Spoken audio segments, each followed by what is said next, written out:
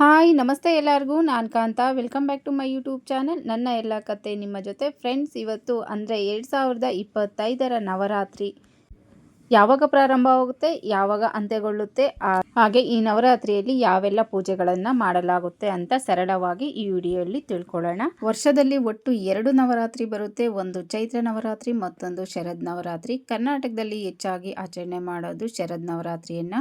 ಹಾಗೆ ನಮಗೆಲ್ಲ ಗೊತ್ತಿರೋ ಹಾಗೆ ನವದುರ್ಗೆಯರ ಆರಾಧನೆ ಅಲ್ಲದೆ ನವರಾತ್ರಿಯಲ್ಲಿ ಆಯುಧ ಪೂಜೆ, ವಿಜಯದಶಮಿ ಪೂಜೆ, ಸರಸ್ವತಿ ಪೂಜೆ, ಬನ್ನಿ ಮರದ ಪೂಜೆ ಹಾಗೂ ವಸ್ತಿಲ ಪೂಜೆ ಇದನ್ನೆಲ್ಲ ನಾವು ಮಾಡ್ತೇವೆ.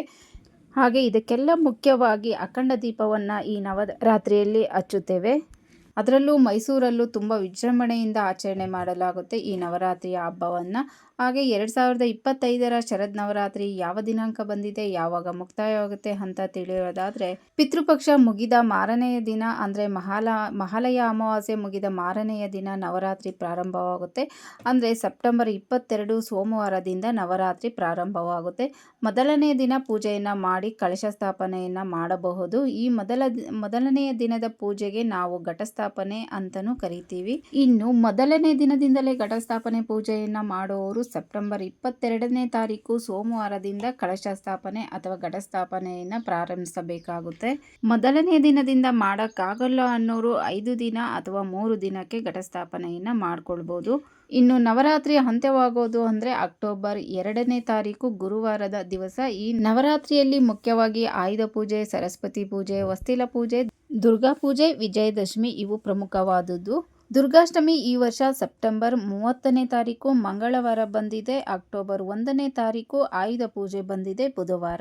ಈ ದಿನ ಮನೆಯಲ್ಲಿರುವ ಎಲ್ಲ ವಾಹನಗಳ ಪೂಜೆಯನ್ನು ಮಾಡಲಾಗುತ್ತೆ. ಹಾಗೆ ಅಂಗಡಿಗಳನ್ನು ಪೂಜೆ ಮಾಡಲಾಗುತ್ತೆ, ಆಫೀಸುಗಳಿಗೆ ಪೂಜೆಯನ್ನು ಮಾಡಲಾಗುತ್ತೆ. ಇದಲ್ಲದೆ ನಾವು ಮನೆಯಲ್ಲಿ ಬಳಸುವ ಎಲ್ಲ ಆಯುಧಗಳಿಗೂ ಮತ್ತು ವಸ್ತುಗಳಿಗೂ ಪೂಜೆಯನ್ನು ಮಾಡಲಾಗುತ್ತೆ. ಇನ್ನು ಬನ್ನಿ ಮರದ ಪೂಜೆಯನ್ನು ಮಾಡಿ ಬನ್ನಿ ಮರದ ಎಲೆಯನ್ನು ತಗೊಂಬಂದು ಮನೆಯಲ್ಲಿ ಇಡುವುದರ ಮೂಲಕ ಆವತ್ತಿನ ಪೂಜೆಯನ್ನು ಕೊನೆಗೊಳಿಸಬಹುದು ಅಥವಾ ವಿಸರ್ಜನೆಯನ್ನು ಕೂಡ ಆವತ್ತೇ ಮಾಡಬಹುದು. ಫ್ರೆಂಡ್ಸ್, ನಿನ್ನೆಯ ವಿಡಿಯೋದಲ್ಲಿ ನಾನು ಬಣ್ಣಗಳ ಬಗ್ಗೆ ಮತ್ತು ನೈವೇದ್ಯದ ಬಗ್ಗೆ, ಹೂಗಳ ಬಗ್ಗೆ ತಿಳಿಸಿದ್ದೇನೆ. ಮುಖ್ಯವಾದ ವಿಷಯ ಏನಪ್ಪ ಅಂದರೆ, ಬಣ್ಣಗಳು ಯಾವಾಗಲೂ ಅಮ್ಮನವರ ಮೇಲೆ ನಿರ್ಧಾರವಾಗಿರೋದಿಲ್ಲ, ದಿನಗಳ ಮೇಲೆ ನಿರ್ಧಾರವಾಗಿರುತ್ತೆ. ಅಂದರೆ ನವರಾತ್ರಿ ಯಾವಾಗ ಪ್ರಾರಂಭವಾಗುತ್ತೆ ಆ ದಿನದ ಮೇಲೆ ನಿರ್ಧಾರವಾಗುತ್ತೆ ಬಣ್ಣಗಳ ಆಯ್ಕೆ. ಅಂದರೆ ಯಾವ ದಿನ ನವರಾತ್ರಿ ಪ್ರಾರಂಭವಾಗುತ್ತೋ ಆ ದಿನದ ಮೇಲೆ ಬಣ್ಣಗಳನ್ನು ಸೂಚಿಸಲಾಗುತ್ತೆ. 2025 ಸೋಮವಾರ ನವರಾತ್ರಿ ಬಂದಿರೋದ್ರಿಂದ ಬಿಳಿ ಬಣ್ಣ ಮೊದಲನೆಯ ಬಣ್ಣ ಆಗಿರುತ್ತೆ. ನವದುರ್ಗೆಯರು ಒಂದೇ ಆದರೂ ಬಣ್ಣಗಳು ಮಾತ್ರ ಆ ದಿನದ ಮೇಲೆ ನಿರ್ಧಾರವಾಗುತ್ತೆ, ಬಣ್ಣಗಳು ಮಾತ್ರ ಬದಲಾವಣೆ ಇರುತ್ತೆ. ಫ್ರೆಂಡ್ಸ್, ಗೊತ್ತಾಯ್ತಲ್ವಾ ನವರಾತ್ರಿ ಯಾವಾಗ ಪ್ರಾರಂಭವಾಗುತ್ತೆ, ಯಾವಾಗ ಮುಕ್ತಾಯವಾಗುತ್ತೆ, ಹಾಗೆ ನವರಾತ್ರಿಯಲ್ಲಿ ಯಾವೆಲ್ಲ ಪೂಜೆಗಳನ್ನು ಮಾಡಲಾಗುತ್ತೆ, ಹಾಗೆ ಘಟಸ್ಥಾಪನೆ, ಕಲಶ ಸ್ಥಾಪನೆಯನ್ನು ಯಾವಾಗ ಮಾಡಿಕೊಳ್ಬೇಕು ಅಂತ. ಫ್ರೆಂಡ್ಸ್, ಈ ವಿಡಿಯೋ ನಿಮಗೆಲ್ಲ ಇಷ್ಟ ಆಯಿತು ಅಂತ ಅನ್ಕೊತೀನಿ. ಇಷ್ಟ ಆದರೆ ಪ್ಲೀಸ್ ಒಂದು ಲೈಕ್ ಮಾಡಿ. ಹಾಗೆ ಯಾರೆಲ್ಲ ನೋಡ್ತಿದ್ದೀರೋ ದಯವಿಟ್ಟು ಈ ಚಾನಲನ್ನು ಸಬ್ಸ್ಕ್ರೈಬ್ ಮಾಡ್ಕೊಂಡು ಸಪೋರ್ಟ್ ಮಾಡಿ ಅಂತ ಕೇಳ್ತಾ, ಮತ್ತೊಂದು ಯೂಸ್ಫುಲ್ ವಿಡಿಯೋ ಜೊತೆ ಸಿಗೋಣ ಅಂತ ಹೇಳ್ತಾ bye. Thank you. Thanks for watching.